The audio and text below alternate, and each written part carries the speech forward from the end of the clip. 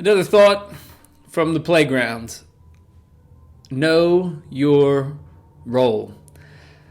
One of the best things about the playground is that you have different guys that show up different days.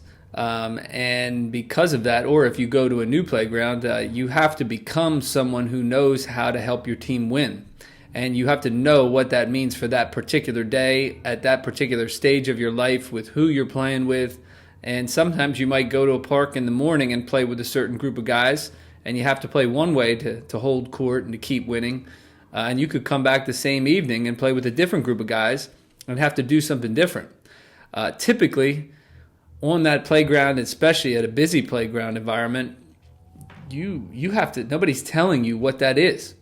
You have to get a feel for that and be someone who they feel confident, others feel confident. You know what to do to help them win. Sometimes that means play great defense. Other times that means distribute the ball. Other times that means be a scorer. Know who your best players are. All these different things.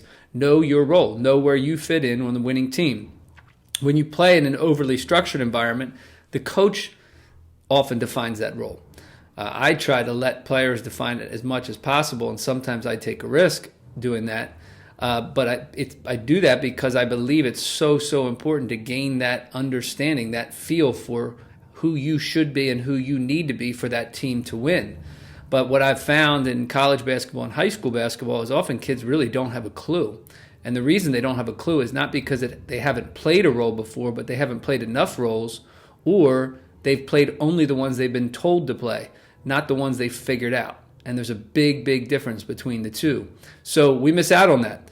And again, it doesn't mean we don't coach them. It just means we need to coach them a little bit differently at the youth level so that they can gain that skill and become the kind of players who really know who they are and know how to help a team win. 2 minutes.